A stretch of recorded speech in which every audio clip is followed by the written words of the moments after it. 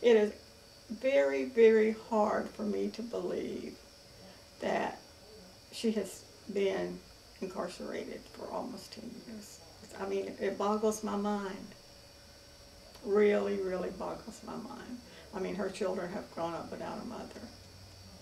And that breaks my heart. You know, talking to her, she said maybe I made a mistake in not going to trial, but she didn't want to put her family or Renee's family through a trial. And she said, I just threw myself on the mercy of the court, and unfortunately there was not a lot of mercy in the courts. Judge Mathis actually said to me, I know it was before another hearing, because I handle cases up there all the time, that he actually had 2 judgments and sentences filled out, one for probation and one for the maximum of 23 years, and he just signed the bill because he didn't think she had shown as much remorse as she should have, because it was one of those cases to where if he'd have given her probation at that point in time, long-term probation, close supervision, she'd have made it. There's no question about that. So after the fact, she just felt awful, and of course we felt helpless, because I saw the sincerity. And when I see a church and a pastor get around somebody, because she was a good church member, she was a good employee, she was a good mother, all the good stuff she was, and then see her being pulled away from the kids has been hard on us. This city, this community has missed a lot in a fine nurse, in a caring mother, and a caring person when she was sent to prison. I've never denied my responsibility, never. You know, sometimes when we're here and we're talking, people say they didn't do it. I'm like, and I always tell them, I said, you know, I'm not going to tell that lie, because I did what I did, you know. And I have to live with what I did every day. I can't blame it on anybody. And people go, well, maybe if this or this, or it's like, it doesn't matter. I did it, you know. There were other people involved, and that's when I realized that these kids needed their mother, and that I needed to forgive her and help her so everybody can move on and be at peace. Like, if my mom got out early, like, I don't even think there'd be words. Like, I don't, like, that'd be, like, so amazing. Because I'm still in 10th grade, and there's still certain things that I can do with my mom that would make up for, you know, like, lost childhood years, or, you know, the girl things that you do with your mom. And if she got out before I got out of high school, that'd mean, like, the world to me. And she's already missed my brother's graduation, and for her to miss my graduation, I think that would break her heart. Like, well, I had been sober for 9 years. I got sober up in Jacksonville, and I was doing real good. I had a sponsor. I was going to meetings, but then once I got married in '93, my husband started having problems with it, because, I mean, and he knew I was an alcoholic, you know, a sober alcoholic when I met him, but he started having problems with, you know, me going to meetings and all, because it was taking too much time. And then, you know, I already had Casey before I married him. Then I had Kristen a year later, and then I had Sarah, and between 3 kids and my dad being sick, you know, and trying to work, you know, I got to the point where I didn't have time for meetings, and I got tired of fighting my husband about going to meetings, because it was a battle every time I wanted to go. November 20th, 1999, I remember that day very well. Remember in the morning waking up, we went to go to the mall, like the Avenues up in Jacksonville, and to get a picture with Santa Claus. We still have the pictures of that. I still have some of those of like that photograph. It was the last one with Sarah in it with us, and the day was going great. I mean, I was having a blast. My mom was like in a great mood, and like in the morning and like afternoon. I mean, it was great. And then like in the that day we were going to go to the night of lights in Augustine, which is when all the Christmas tree lights in St. Augustine are turned on, that people take a lot of time and dedication to put up. Up to Jacksonville. And we stopped and saw David at the fire station. And then we were going to the night of lights in St. Augustine that night.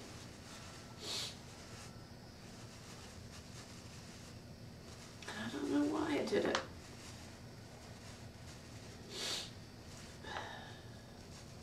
But I remember heading down the road. And I remember the kids fighting in the back seat. I remember turning around to yell at them. And then we crashed. And I couldn't even see it. Still don't remember anything visual. I can still hear, I have auditory memories, but I don't have any visual memories. I remember my mom like screaming out like my sister's name, like Sarah, Sarah, except like in the shrieks. And I had no idea what was going on. I remember calling out for Sarah and she didn't answer me. I remember calling for Kristen and Casey and them answering me. I remember hearing the police come up, and I can hear the emergency workers and feel them cutting my clothes off. I can hear the helicopters. I can feel them putting me into a helicopter. I remember like them taking my mom away.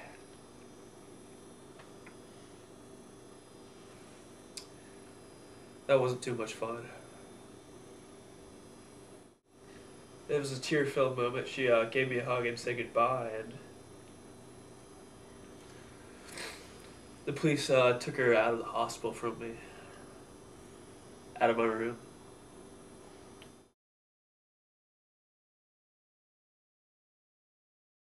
And then the worst part, the little Kristen couldn't see her mom because she was too young. Casey, he couldn't see his mom because he was too young. That's the jail's rules.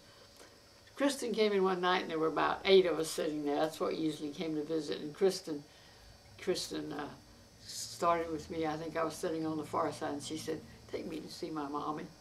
She went all around, all 8 of us, and everyone. We said, "Kristen, we can't.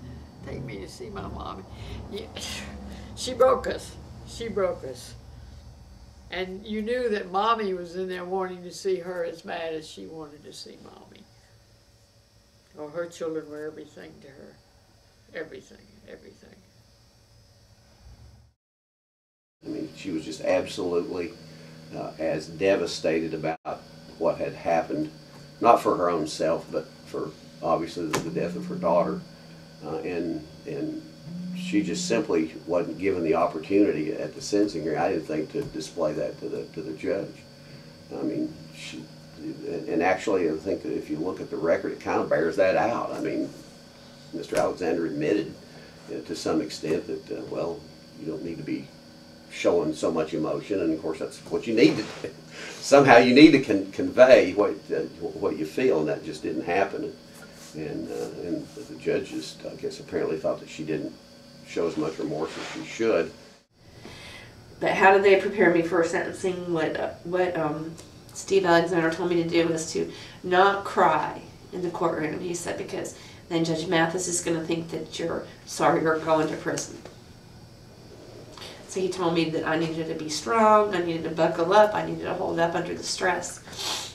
And he told my family the same thing.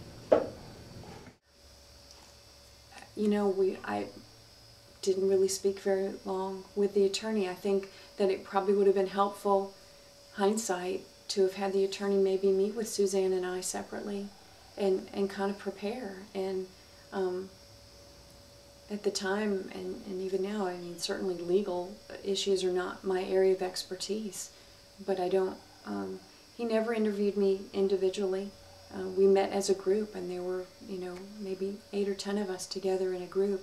There was never that one-on-one. I didn't know any better, so I didn't know to be insistent and say, wait, I've got more to say. I just assumed, as we all did, that this was how it was supposed to go and be. And when it came time for the sentencing, he got us together in his office, and that was a joke. He didn't suggest any questions we might be asked. He just told us that we shouldn't show any emotion. We shouldn't do anything that would make Judge Mathis feel uncomfortable, and he didn't like a show of emotion. So don't.